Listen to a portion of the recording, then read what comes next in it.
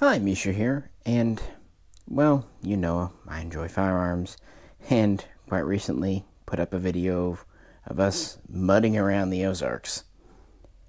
However, that's only part of me. Anyone who follows this channel knows I would be traditionally very much a big sci-fi fan, or nerd, or whatever, and my really first love, going back as far as I can remember, to literally the age of 3, was NASA, astronauts, space, the space program, specifically the capsules. Nothing against the shuttle, but the capsules were so interesting to me from the get-go. And I had these off the shelf, I've shown them before long ago, dusting them, and I felt like, let's do a video on the Gemini capsule and program. But then I could not figure out a way to really talk about it adequately without talking about the Mercury capsule and program. So that's what this video is going to be on. Really just so I can get to Gemini, because in a lot of ways, this was the most advanced capsule, in some ways even more than the later Apollo, for some reasons we'll talk about. But that'll be in part 2.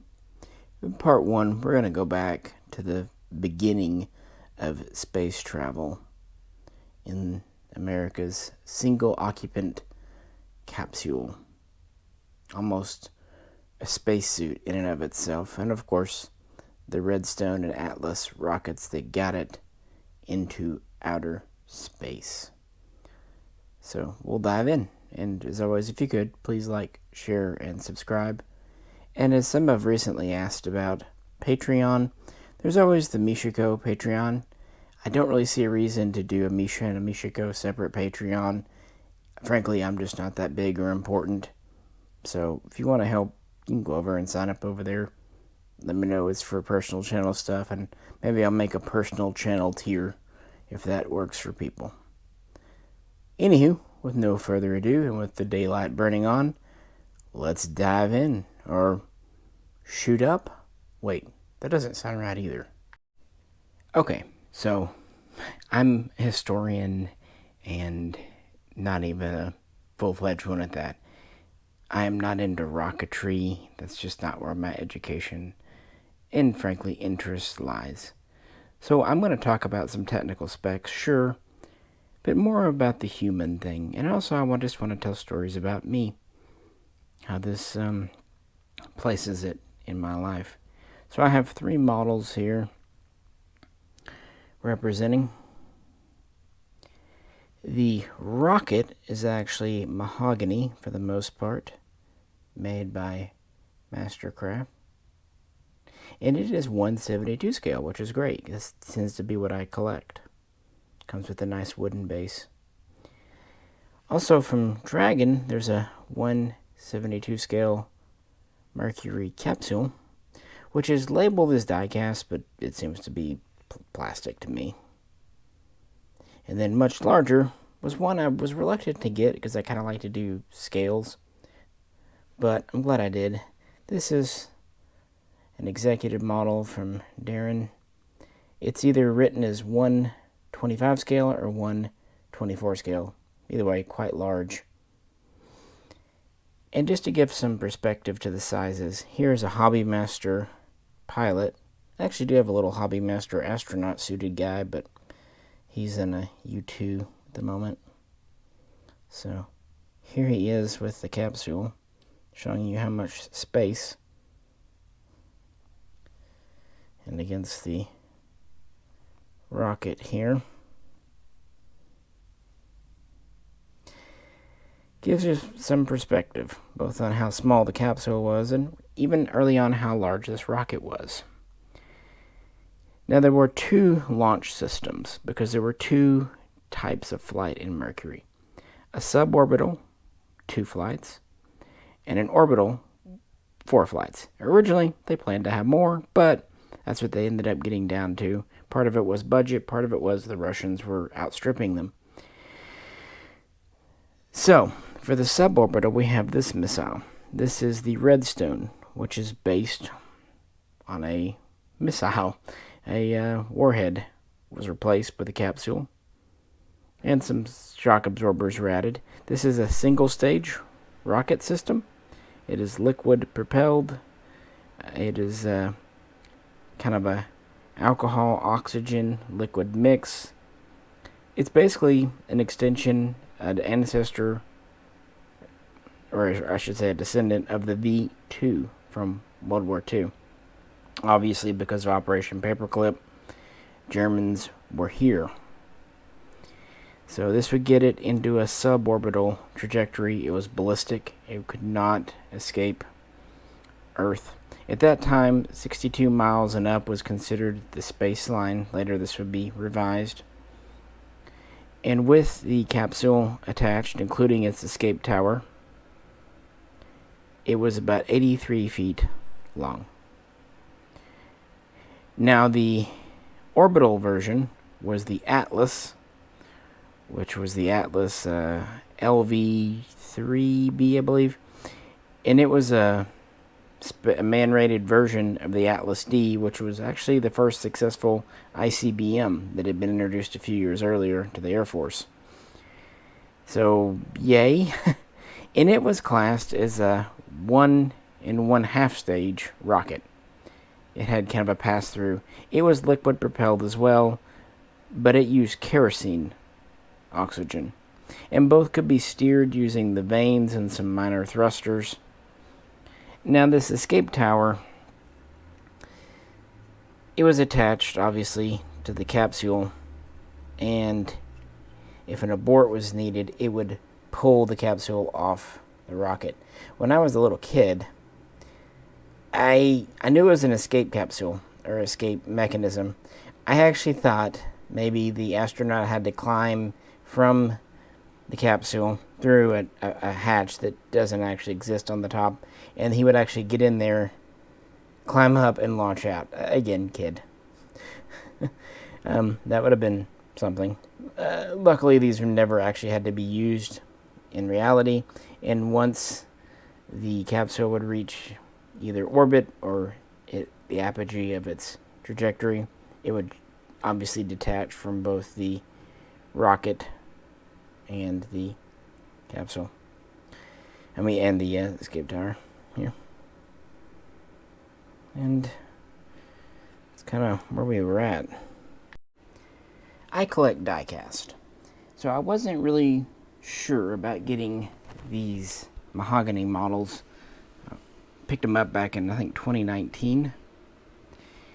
But I'm glad I did. For one thing, you can't really find them much anymore. And the other thing, in the diecast world, these are nigh on impossible to find, especially in this scale. If you find them, they tend to be plastic models, and I don't like that. I like the solid feel of this. And again, it scales well with a lot of my aircraft and what have you. And it comes with quite a nice base.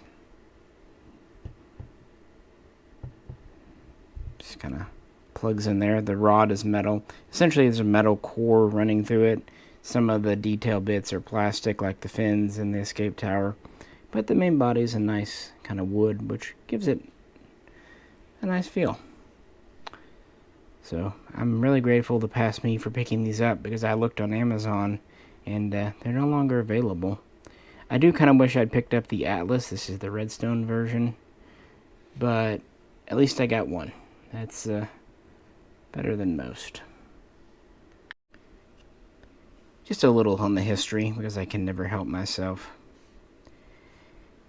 Obviously, the Russians were first into space with Sputnik, October 1957. Now, America had been working on space, but it wasn't a priority.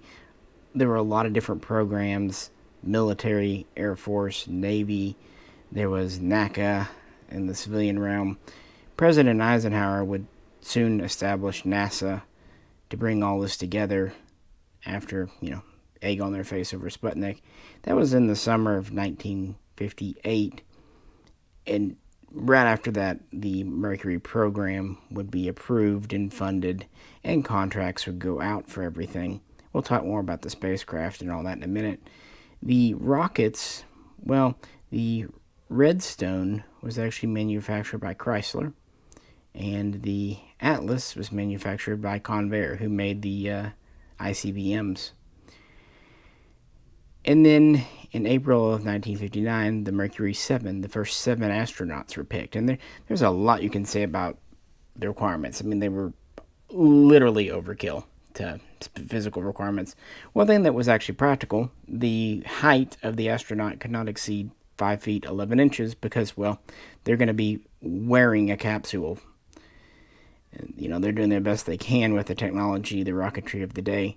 Also, they required that they have a college degree, which excluded Chuck Yeager, and for some reason did not exclude John Glenn, who kind of used some political and military relationship pull to go ahead and get in, even though he did not have a college degree either.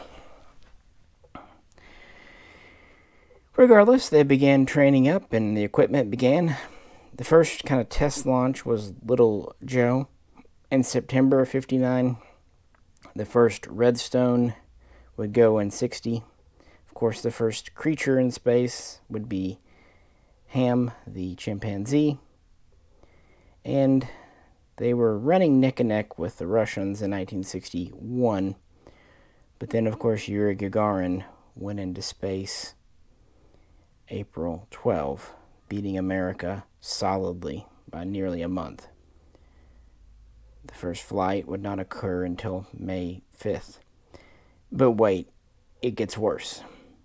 Whereas the first flight was suborbital, only roughly 15 minutes and some seconds, just kind of going up and down, Yuri Gagarin's first flight was an hour and a half because he did a full orbit.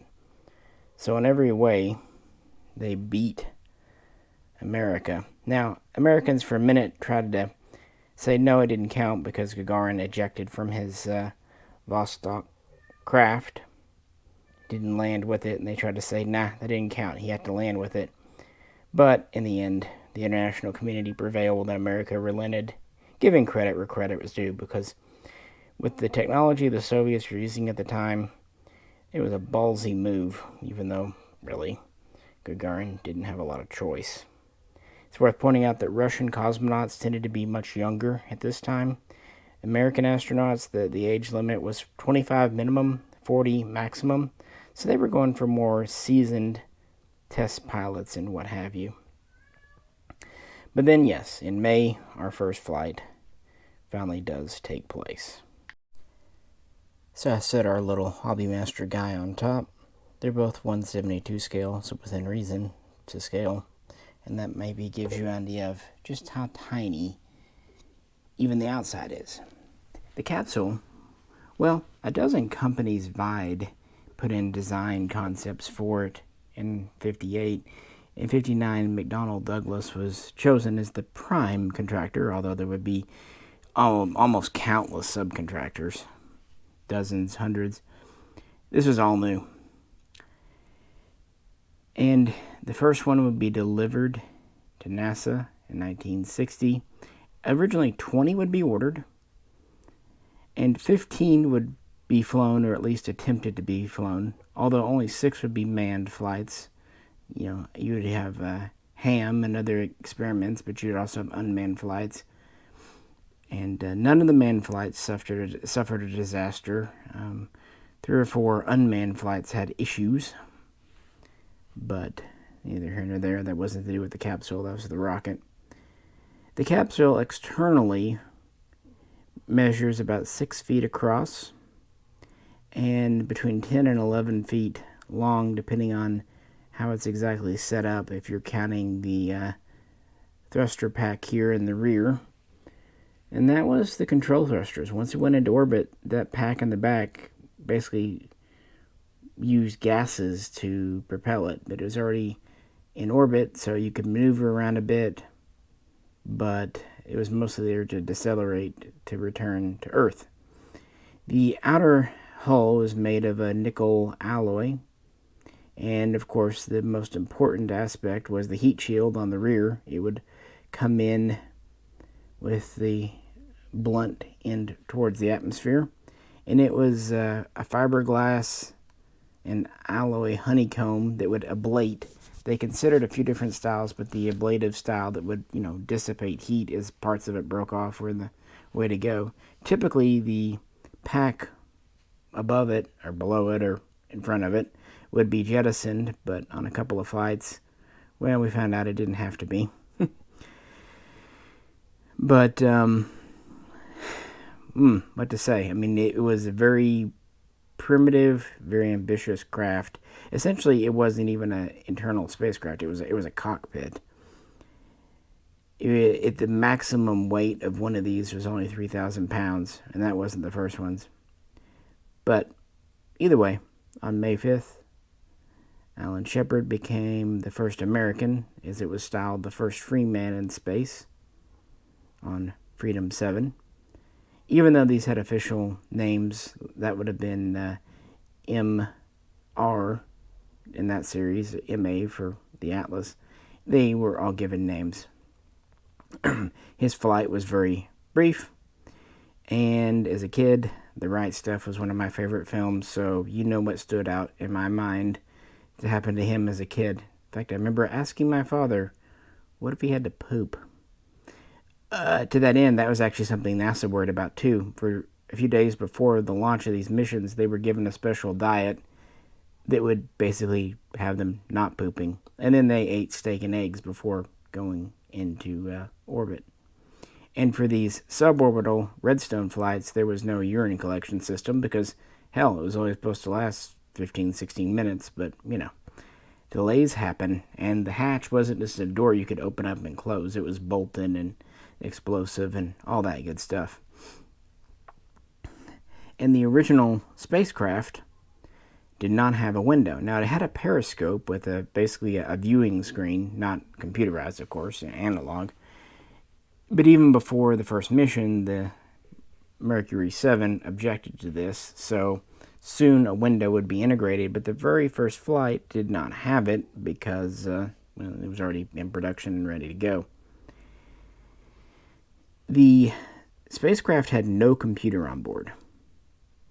Guidance, computer computations, they were handled by ground stations. And, this craft would orbit once every 90 minutes. That was essentially the velocity needed not to fall back to Earth.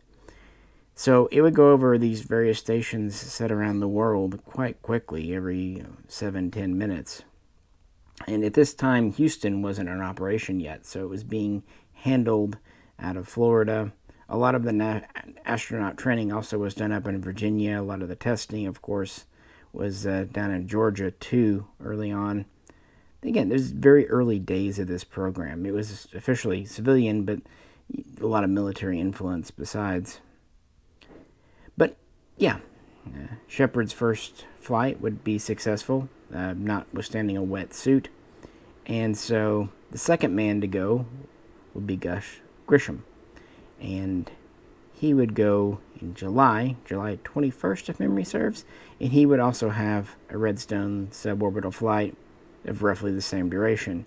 And his mission went better, at least comfort for the pilot. But he had a problem with the hatch exploding when it hit the water. And there was controversy for years. Back when I was a kid, no one really knew for sure. But years later, they would actually recover his capsule, Liberty 7, and they proved his story that he was not to blame. It wasn't not pilot error. Unfortunately, he lost his life years before that in 1967 in the first major tragedy, Apollo 1. But even though more 15-minute suborbital flights had originally been planned, the Russians were really catching ahead, doing endurance missions, and so America needed to leapfrog, and that gets us to 1962. February, John Glenn was the first American to orbit the Earth in Friendship 7. And that was basically just to prove it could be done. It was the longest duration. Of course, this is the first to use the Atlas. The capsule was pretty much the same, but now there is a waste collection system for urine. And we would soon introduce some food and beverages and a few other amenities, because next we would have Aurora 7, Scott Carpenter, which is more of a scientific observation orbital mission. And it went well, except he burned up his reaction fuel and reentry was a bit touch and go. This would actually end up meaning that Carpenter's last space flight was his first. But at least he got to go into orbit. Looked like for a long time Al Shepard would only get 15 minutes in space. From there, in 1962, more ambitious missions would be conducted within America and Russia as well. So let's move to the big one. I think one reason I was maybe reluctant to buy another Mercury capsule, I was kind of disappointed with the Dragon. It was marketed as die-cast. Maybe that wasn't the manufacturer, maybe it was the website, I don't know. But it's plastic. And there's no reason for it. There's plenty of space. You could just make the capsule die-cast. Corky's done it with their Apollo. But on top of that, the plastic they use, it's just is brittle. I've had more Dragons break than about any other brand. It's not that it's cheap plastic. It's not that. It's detailed enough. It's just brittle. I think they try to do it too small, or I don't know. But when you look at, let's say, a Hobby Master or even a Corgi, they're pretty sturdy. They can take they'll bend before they break, and unfortunately, there's no bend in the Dragon. Oh well. I didn't buy many Dragons. I bought it in an Apollo, and that's about it. So I went for this eventually, and I'm really glad I did. Even though it's listed as resin, it's very heavy for the size and very detailed. It comes with a nice wood base. So our next flight would be another orbital flight. That would be Wally Schirra, and he would go in October. Scott would have gone. Scott Carpenter went in May. He went in October. And this was more of a technical flight. The Carpenter flight didn't exactly go to plan, so they wanted us to do a textbook flight, do everything by the numbers, push it a little bit, try some new equipment, try some different foods. They were starting to do food in space. Still can't poop up there, but you can at least take a whiz. And, yeah. And his flight, Shiraz, would probably be about the best they ever had. And the final Mercury flight would come in May of '63, and that would be Gordon Cooper, Gordo. And it would be by far the most ambitious. And it had probably had the most things go wrong, but that's because it was by design. It was an endurance flight. They originally were hoping to do a day, which was really about the max this capsule was rated for when designed and built. They ended up pushing it to 34 hours. Things lasted quite well right up until they were getting to the day mark, and then systems started to get glitchy, kind of like when you haven't reset your computer in a while. And they actually wanted to bring it home a little bit earlier than they did, but because of various conditions, orbital conditions and ground conditions, that they ended up having to extend it out just a little bit. But he made it back safely. But that was the longest duration, and also the last time a single man was sent by America into space, intentionally at least. And he really he showed them what did and didn't work, what needed addressing, how the hardware, how the systems really would hold up over time. And like I said, externally this is not very big. Without the packs on it, it's about 10 feet long. It's 6 foot wide. The hull and the heat shield we talked about. In the front here, we actually have the parachutes. As you know, these landed in water. There was a drug chute that opened up at 20 some odd thousand feet, and then main parachutes would open a bit later. And then on the bottom, in front of the heat shield, there was an inflatable cushion, also some dye to stain the water. And you can even see on this one the window that was added to the left of the pilot there. And we have our hatch. Interestingly, there's kind of rivets and screws. It's not a very smooth surface. but it was sufficient for the job at the time. So this is a neat little model, but it has one other little feature that lets us talk about the interior. You ever do something too well? This has a door, but it's not hinged, nor should it be. The original was kind of a blowout panel. It was bolted on. And the problem I've run into is sometimes these want to tump forward on their stand. That's fine, they kind of just land on their butt, but that flings the door forward. And I thought I had lost it. And I had planned to put a little blue tack to stick these on already, because actually the Gemini version is even worse about dropping its door. A magnet would have been neat, but oh well. So I put blue tack on, but I blue tacked it maybe a little too much, so it was on there good. But I'm going to be honest, just last night when I was getting these out, the door wasn't on, and I looked everywhere for it. And since we have cats, this is perfect cat fodder for them to find and knock around. So I honestly thought it was gone. Turns out it had actually fallen behind the shelves this was on, and the shelves sit on top of a desk, and they didn't fall all the way to the bottom, or that would have been hopeless. It actually fell just enough and got caught by the shelf as the shelf kind of came back. Kind of like the shelf vibrated forward and then came back. And it was just for the luck of everything that the shelf had pinched it. So there was only just this tiny bit sticking up, or I would not have even known it was behind the shelf. So I very carefully got my finger on it and moved the shelf and got it out. So, because I really didn't want this without the door. On the other hand, even if I wanted to replace these, which I wouldn't do just for a door, the Amazon page for them is gone. Anyway, my point, there's an inside. Pretty neat. And it really maybe illustrates just how cramped this is. Wikipedia says the habitable volume is 100 cubic feet. That's wrong. Based on the external volume and the fact that there's heat shield back here, and then the nose has parachutes, inside there's only about 6 feet length to length, and only a few feet in other directions, 3.5 feet. Best guess based on measurements is around 55 to 60 cubic feet.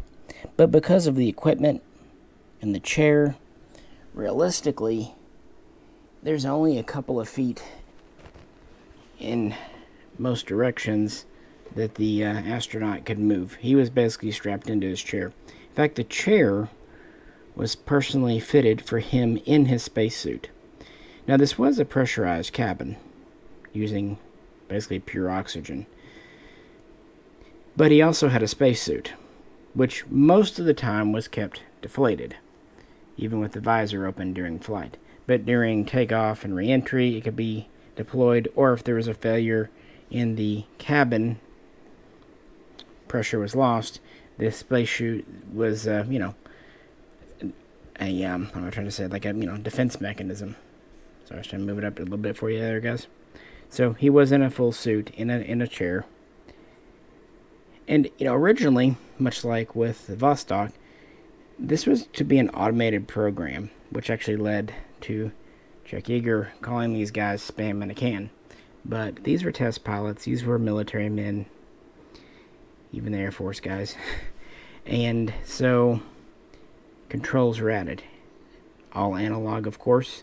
In total, there was about 120 controls, switches, panels, do-whats, and widgets in there for him to flick, with the most important ones being controlled by a joystick and, at his kind of hand level. Again, I really do wish this would sit on the stand just a little bit better. On a shelf, it's okay, but a little bit more of a angle back would be good. The oxygen system, the air purifiers, scrubbing CO2, water, they were all kind of housed either behind the seat or under it.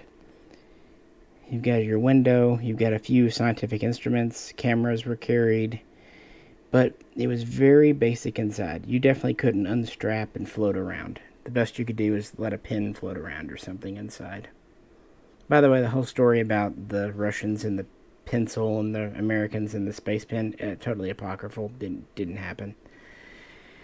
Said I'd share that. And you'd think with me liking Star Wars and Star Trek, my love of those came first, and I discovered NASA later. But it's actually the opposite. I actually got into NASA stuff at the very least around the same time I discovered Star Wars, and definitely before I discovered Star Trek.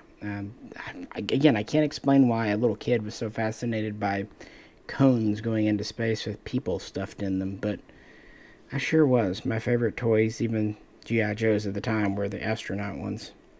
I would have killed to have models or, actual astronaut action figures as a kid. But, we made do. I made a lot of space rockets out of empty toilet paper and paper towel rolls. Even made a lunar lander out of a pin box from the office. And of course, the NASA Legos were among my favorite. Got a lot of use out of those. Anywho, actually, when I was 6, my family took me to Houston.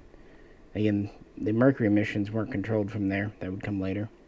And they did have an a Mercury capsule. They had an Apollo 2 that I got to touch. And I don't remember, I think it was Aurora 7, but it might have been Sigma 7, which was the later one. The last one was called Phase 7, for what it's worth.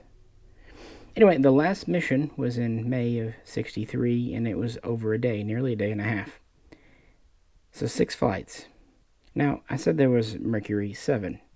Well, that's because Deke Slayton in 1962 was grounded because of a heart issue. Luckily, he would finally get to go to space on the Apollo-Soyuz mission over a decade later, but story for another day. Speaking of Soyuz, speaking of Russia, Vostok had also put 6 cosmonauts in space. But they're still ahead. For one, they put the first woman in space. America would not do that until the space program, basically the space shuttle in the 80s. And they did some other endurance flights and what have you. So at this time, America's rate of being slow and cautious is getting them behind. And so far, Russia's lucked out. They haven't lost anyone in space. But their technology is not as advanced, and their procedures aren't as careful. And the main thing is they don't plan for emergencies as much. NASA uses simulators, also made by McDonnell Douglas, same as the capsule, and tried to plan for everything, and they became quite infamous for it during the Apollo program. But even during Mercury, they did their best. They wanted to bring these people home alive, because this was a public program. This was a civilian program. Whereas Russia, theoretically, if they lost someone in space, could just not tell anyone. And things were more heavily doctored and censored when it came out of their program. But Mercury, for right or wrong, it was all pretty much for the world to see. Of course, they had PR and they tried to spin it, but there's only so much they could do. So, 6 manned flights, 4 orbital, 2 suborbital, and the program was suspended by the summer of 1963 because America needed to catch up if they were going to meet Kennedy's goal of putting a man on the moon by the end of the decade. But these were very important first steps and definitely worth remembering. So that was my little kind of recounting of Mercury. Again, not getting too much into the technical aspects. What I found fascinating is just how small these were. And again, no computers on board. Only the very basics for navigation and thrust. No rockets once they got into space. Only a heat shield that they didn't even know would work half the time. Landing somewhere in the ocean, hoping the Navy would be able to pick them up quickly. Gus Grissom, it's not highly publicized, but his spacesuit was filling with water. He would not have been, his capsule went down, but he himself might have gone down except for quick timing. And there were a lot of close calls, but because the people on the ground and the people in the capsule were well trained and didn't panic, they all got through them. Unfortunately, by Apollo 1, the program's luck would run out, including Gus Grissom's, but, he died doing what he loved. And he would be very important for Gemini coming up next. As far as these models, really like this one and this one. The Dragon is eh. I would have loved this as a kid. There was a G.I. Joe Mercury capsule for the old original G.I. Joe, but I never was able to get it. It's probably too expensive, or maybe they were sold out by the time I was around, because I was not born in the 60s. But maybe I'm making up for lost time. And once in a blue moon, the NASA stuff just kind of grabs my attention, and I want to talk about it. Sometimes these will sit on the shelves for months, and I won't even think about them, but then something hits me, and it just gets on the top of my mind, and, well, you get a couple of videos out of it. So what do you think? What kind of balls do they have? By the way, this is pre-Tang, which is, again, a story for another day.